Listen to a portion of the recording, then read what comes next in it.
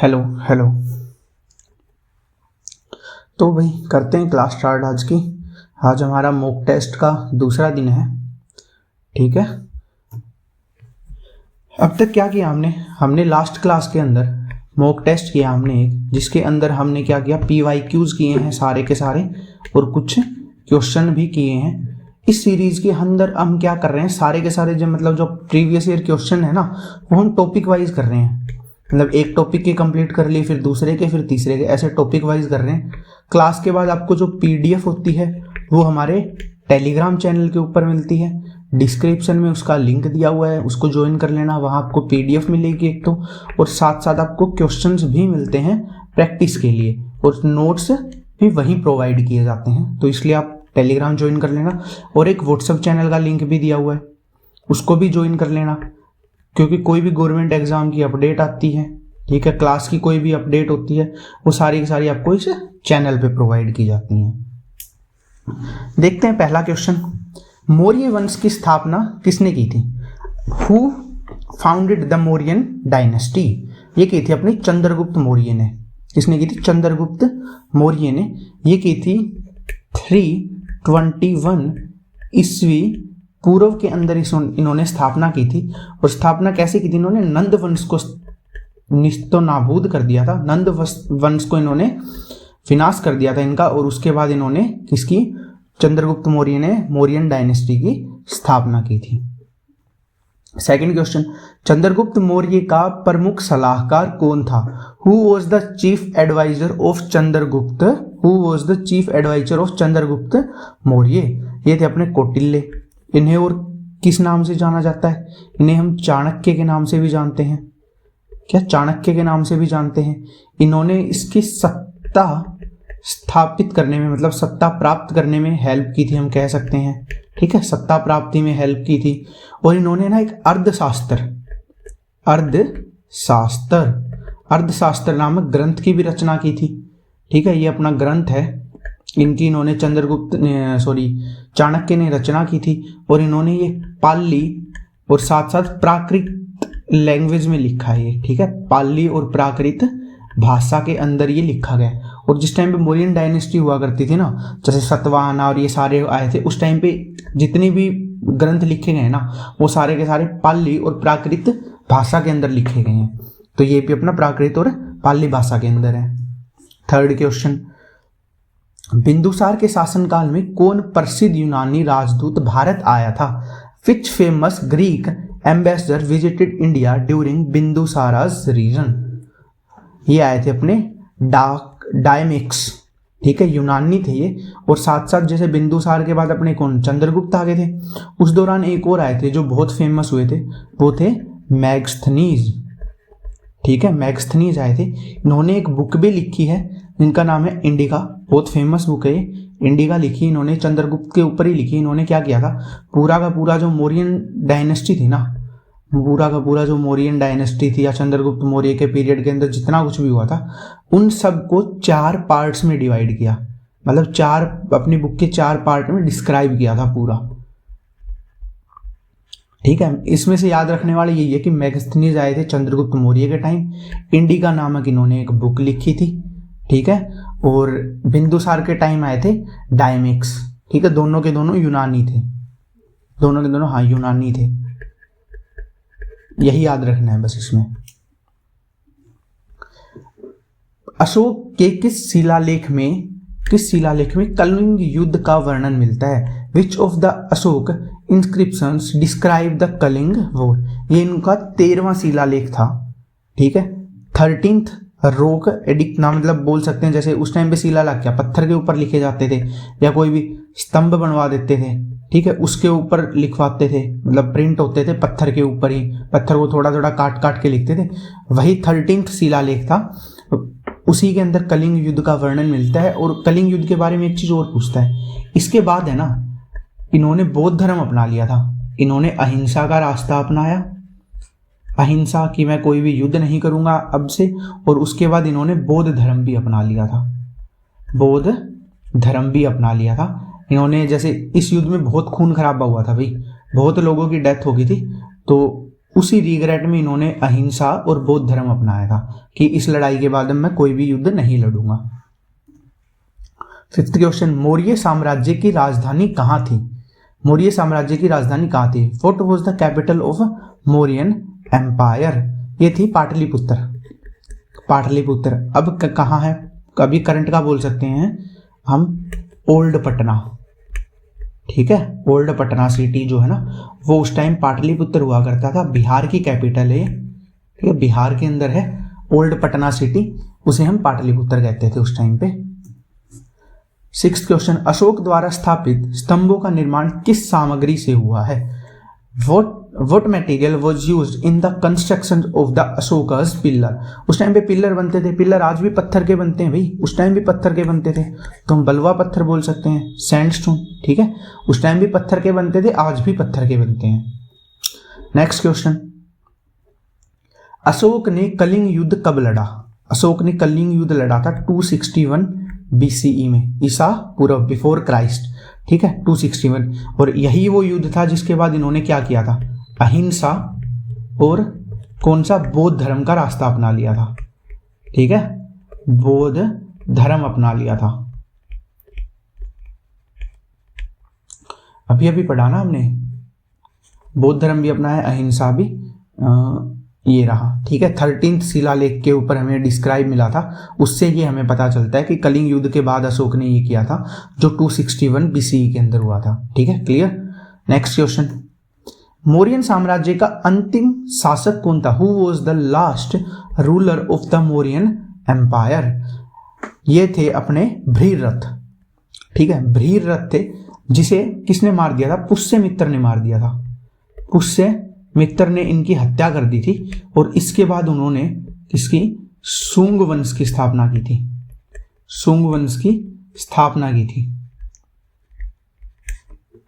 पुष्यमित्र आए थे, मौर्यन साम्राज्य के लास्ट शासक हुए थे भ्रीरथ, अंतिम शासक, लास्ट रूलर भ्रीरथ हुए थे, जिनको पुष्यमित्र ने मार दिया और शुंग वंश की स्थापना कर दी थी। यहां से शुंग वंश स्टार्ट हो जाता था। फिर शुंग वंश के सबसे प्रसिद्ध शासक कौन थे?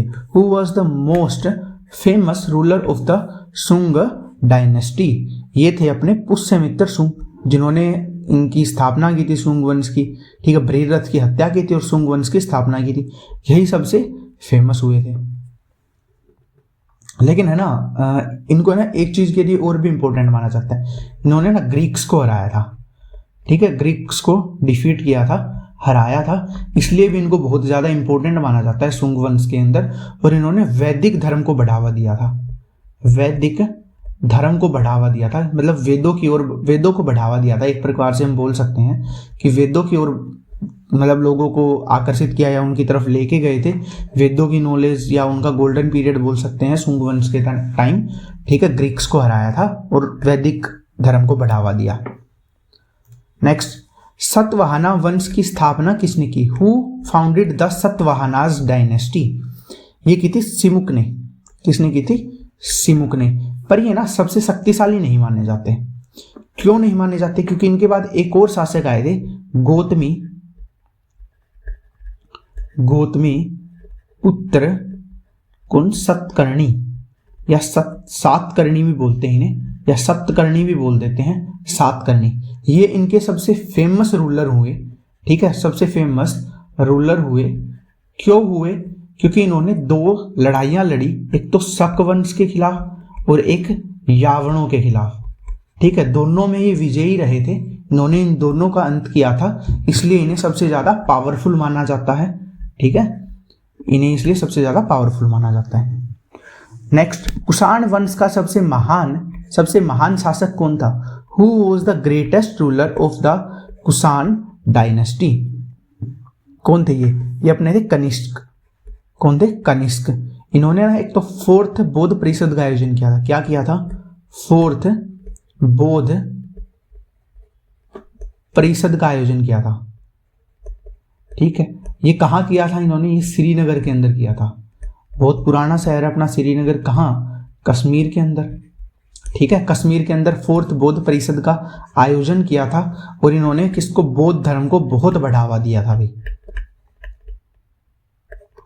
ठीक है, बौद्ध धर्म को बहुत बढ़ावा दिया था, इसलिए भी इनको मतलब महान शासक माना जाता है कुषाण वंश का।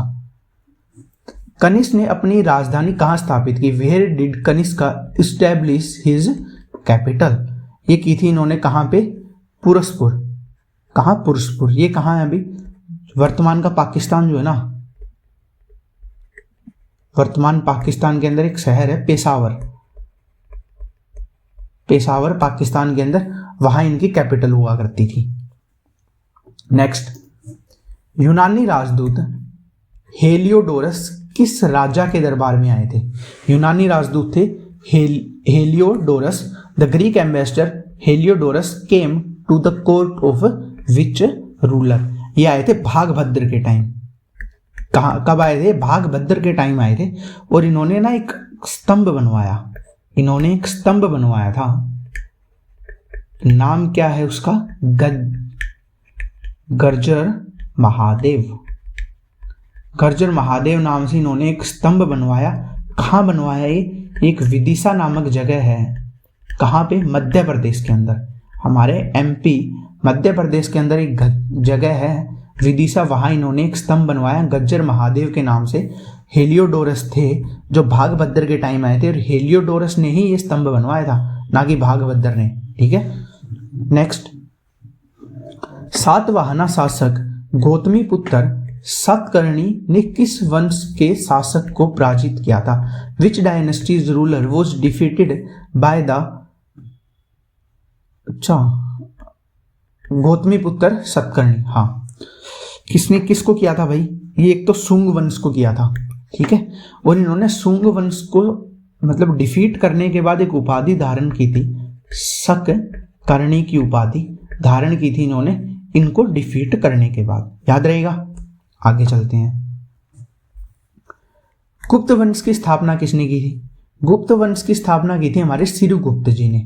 लेकिन है ना, सिरुगुप्त को सबसे मेन रूलर नहीं माना जाता, ठीक है, क्योंकि गुप्त वंश के अंदर चंद्रगुप्त आए थे, जिनको सबसे ताकतवर और पावरफुल या मैं बोल सकता हूं शक्तिशाली, ठीक है, ये थे चंद्रगुप्त, ठीक है, प्रथम। चंद्रगुप्त भी चंद्रगुप्त प्रथम,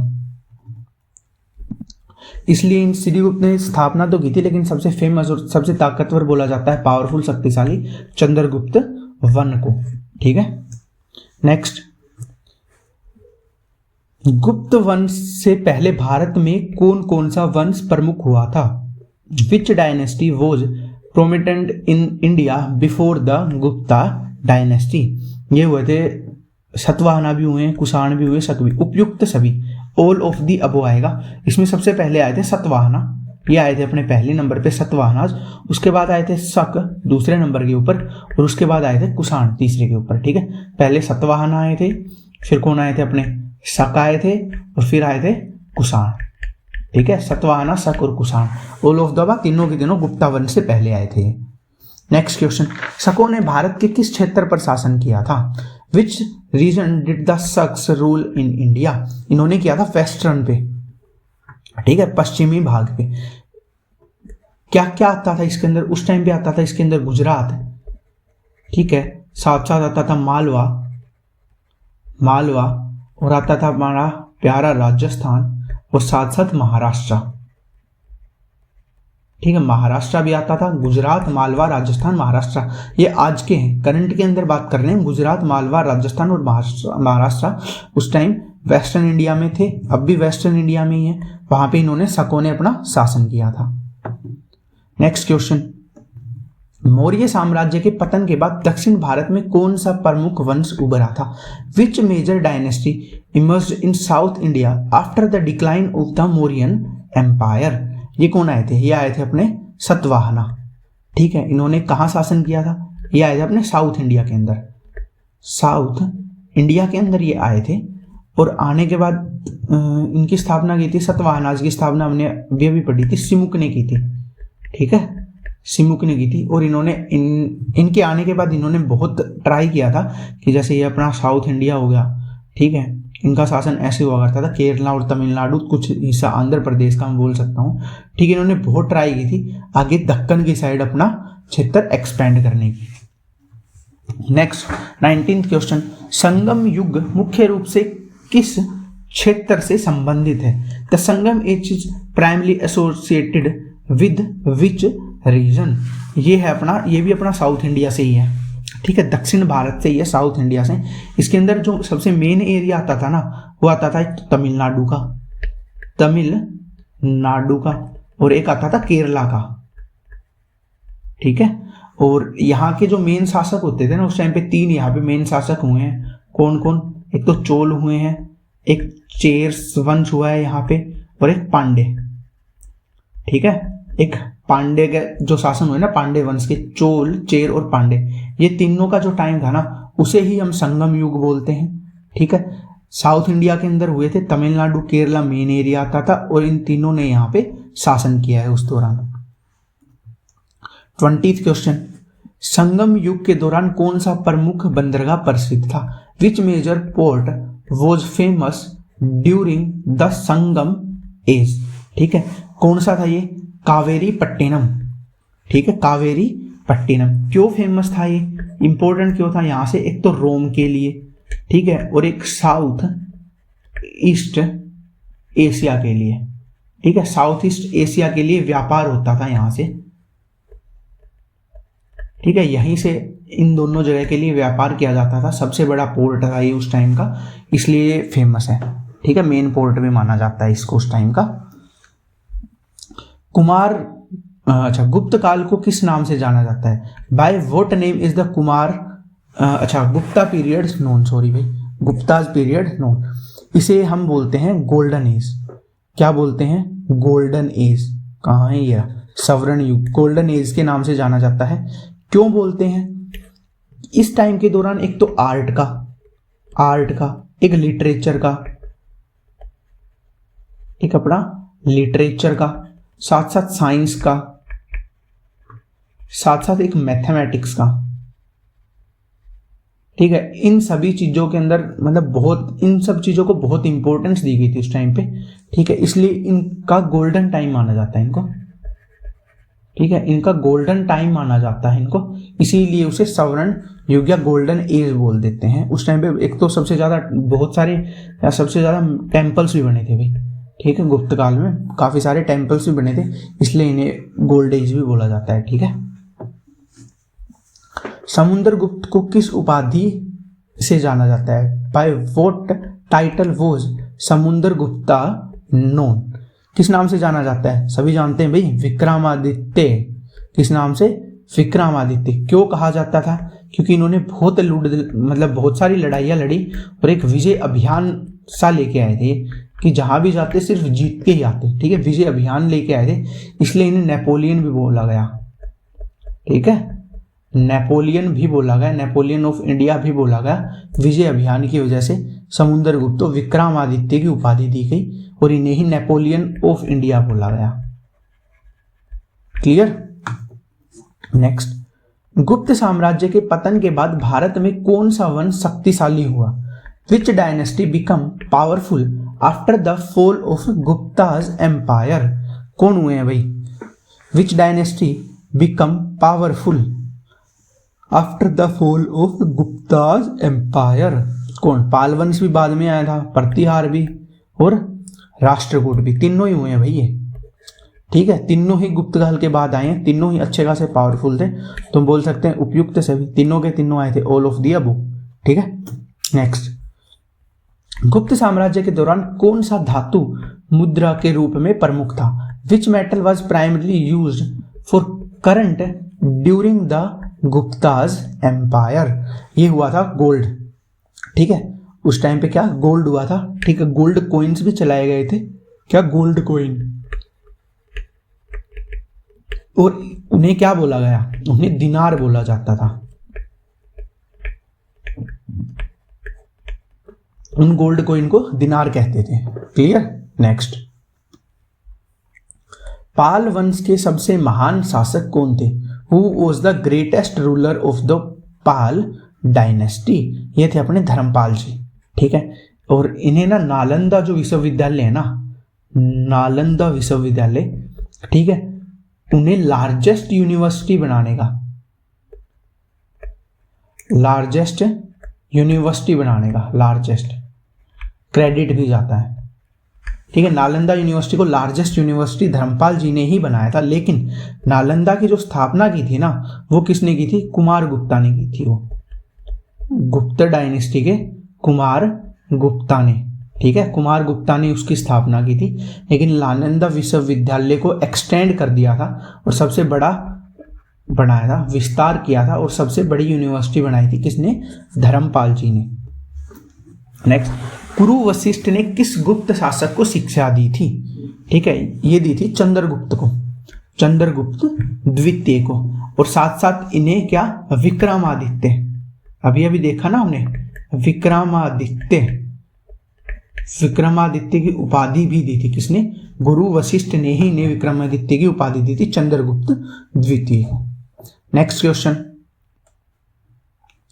गुप्त काल के दौरान कला और चित्रकला का प्रमुख केंद्र कौन सा था? Which was the major centre of art and painting during the Guptas period? ये कौन थी? अजंता की जो गुफाएं हुई थी ना, अजंता की जो केव्स हुई थी, वो थी उस टाइम पे सबसे ज्यादा इंपॉर्टेंट। क्यों थी? बौद्ध कला एक तो बोलते हैं हम, बौद्ध कला, ठीक है, और साथ साथ चित्रकला बहुत देखने को मिलती है इन केव्स के अंदर, आज भी हैं। अजंता के केव्स के अंदर बौद्ध कला और चित्रकला की सबसे ज्यादा चित्र देखने को मिलते हैं। और चित्र भी किसके हैं? जो गौतम बुद्ध हुए ना, उनकी जीवनी से रिलेटेड बनाए गए हैं, ठीक है, उनके जीवन से रिलेटेड चित्र बनाए गए हैं अजंता के अंदर, ठीक है, इसलिए बोला गया है। और ये सारे के सारे गुप्त काल के हैं। नेक्स्ट, प्रतिहार वंश का सबसे प्रसिद्ध शासक कौन था? Who was the famous ruler of the Pratiharas dynasty? कौन थे ये अपने? हाँ भी, ये थे अपने नागभट्ट 1 2 मिहिर भोज। हाँ, मिहिर भोज हुए थे भाई। प्रतिहार वंश के सबसे प्रसिद्ध शासक थे मिहिर भोज, ठीक है। क्यों फेमस हुए? इन्होंने जब भारत के ऊपर अरब आक्रमण हुए थे ना, अरबों से आक्रमण बहुत टाइम से चलते आ रहे थे भाई, मुगल तो बहुत बाद में आए थे, उनको इन्होंने बहुत रोका था। मिहिर भोज ने सारे इनके दौरान जितने भी अरब आक्रमण हुए ना, इन्हें सबको स्टॉप कर दिया था, सबको रोक दिया था, इसलिए इन्हें बहुत फेमस माना गया, प्रसिद्ध शासक माना गया। किसका? प्रतिहार वंश का। नेक्स्ट, पुष्यभूति वंश की स्थापना किसने की थी? Who was the founder of the Pushyabhuti dynasty? ये की थी भी नरवर्धन ने, ठीक है, नरवर्धन ने। लेकिन इन्हें ज्यादा प्रभावशाली नहीं हुए, ठीक है, प्रभावशाली नहीं हुए थे ज्यादा। क्यों नहीं हुए थे वो जानते हैं। इसके बाद है ना प्रभाकर वर्धन आए थे, एक तो प्रभाकर वर्धन आए थे, वो सबसे ज्यादा फेमस हुए, पावरफुल हुए, ठीक है। मतलब इन्होंने ना अपने पुष्यभूति वंश को बहुत ऊपर तक लेके गए थे, ठीक है, बहुत पावरफुल बनाया इन्होंने, ठीक है, बहुत सारा एरिया भी कैप्चर किया, काफी सारी लड़ाइयां भी जीती, इसलिए प्रभाकर वर्धन बहुत पावरफुल माने जाते हैं। लेकिन इसके बाद आए थे हर्षवर्धन। कौन आए थे? हर्षवर्धन, ठीक है। और हर्षवर्धन पुष्यभूति वंश को बिल्कुल सुप्रीम लेवल तक लेके गए, ठीक है, सुप्रीम लेवल तक लेके गए, बहुत ऊंचाइयों तक लेके गए, इसलिए हर्षवर्धन को सबसे पावरफुल माना जाता है, ठीक है। उसके बाद प्रभाकर वर्धन और उसके बाद अपना नरवर्धन, जिन्होंने इसकी स्थापना की थी, ठीक है, क्लियर। नेक्स्ट, पुष्यभूति वंश की राजधानी कौन सी थी? What was the capital of Pushyabhuti dynasty? ये थी थानेसर। थानेसर कहाँ है? थानेसर आज के हरियाणा के अंदर, ठीक है। हरियाणा का फेमस है कुरुक्षेत्र, ठीक है, कुरुक्षेत्र सभी को पता है, जहां कुरुक्षेत्र की लड़ाई हुई थी कौरवों पांडवों के अंदर, श्री कृष्ण ने जहां गीता का उपदेश दिया था, उन्हीं के मतलब कुरुक्षेत्र डिस्ट्रिक्ट के अंदर एक छोटी सी तहसील है थानेसर, वहां इन्होंने अपनी कैपिटल बनाई थी। और बाद में यहां से स्थानांतरित कर दी थी किसने? हर्षवर्धन ने। कहां लेके गए? हर्षवर्धन ने की थी, और ये लेके गए थे कन्नौज, ठीक है, कन्नौज बनाया और इन्होंने। और हर्षवर्धन ने शासन किया वहां पे 606 ईस्वी से 647 ईस्वी तक 41 वर्ष तक, डायरेक्ट पूछा गया भाई एग्जाम में, हर्षवर्धन ने कितने वर्ष तक शासन किया था, तो 41 वर्ष किया था, 606 से 647 ईस्वी तक। और ये प्रभाकर वर्धन के बेटे थे, ठीक है, प्रभाकर वर्धन के बेटे थे ये, ठीक है, प्रभाकर वर्धन के छोटे बेटे थे, ठीक है, बड़े बेटे की हत्या हो गई थी, आगे देखेंगे। नेक्स्ट, हर्षवर्धन का प्रसिद्ध दरबारी कवि कौन था, ठीक है, ये थे अपने बाणभट्ट। कौन? बाणभट्ट। और इन्होंने एक फेमस बुक है हर्ष चरित्र भी लिखी थी, ठीक है, और इन्होंने बौद्ध धर्म को अपनाया, जो अपने हर्षवर्धन है ना, इन्होंने बौद्ध धर्म को अपनाया था, ये हमें इन्हीं हर्ष चरित्र बुक से मिलती है। और हर्ष चरित्र में एक चीज और मिलती है हमें कि इन्हीं के दौरान हेन सांग चीनी यात्री भी भारत आए थे, ठीक है, ये एक चीनी यात्री थे जो भारत आए थे। किसके दौरान आए थे? हर्षवर्धन के दौरान आए थे। ये बात भी हमें हर्ष चरित्र से ही पता लगती है, हर्ष चरित्र से ही पता लगती है कि इन्होंने बौद्ध धर्म को भी अपनाया था। नेक्स्ट और लास्ट क्वेश्चन भी अपनी क्लास का आज का, हर्षवर्धन के भाई का क्या नाम था? हर्षवर्धन के भाई का नाम था राज्यवर्धन, ठीक है, हर्षवर्धन इनके छोटे भाई थे, ये बड़े थे। प्रभाकर वर्धन के बाद राज्यवर्धन ही क्या बने थे? राजा बने थे, ठीक है, लेकिन इनको मार दिया गया। किसके द्वारा? मालवा के राजा, एक तो मालवा के राजा थे और साथ साथ राजा शशांक, ठीक है, राजा शशांक ने इनको मिल के मार दिया था। और मालवा के राजा हुआ करते थे उस टाइम पे देवगुप्त, एक उसी टाइम पे हुआ करता था, गुप्ता के टाइम पे देवगुप्त और राजा शशांक ने मिलकर राज्यवर्धन को मार दिया था। उसके बाद हर्षवर्धन गद्दी पे बैठे थे, ठीक है, हर्षवर्धन गद्दी पे बैठे थे और उन्होंने शासन संभाल लिया था, ठीक है। लास्ट क्वेश्चन था अभी अपनी क्लास का, कल मिलते हैं सुबह सुबह, तब तक के लिए goodbye, tata, take care. और लास्ट में भाई टेलीग्राम चैनल को जरूर ज्वाइन कर लेना, ठीक है, वहीं आपको PDF मिलेगी क्लास की, और व्हाट्सएप चैनल को भी जरूर ज्वाइन कर लेना, वहाँ आपको सारी की सारी अपडेट्स मिलती हैं, मतलब कोई भी गवर्नमेंट एग्जाम आता है, रिजल्ट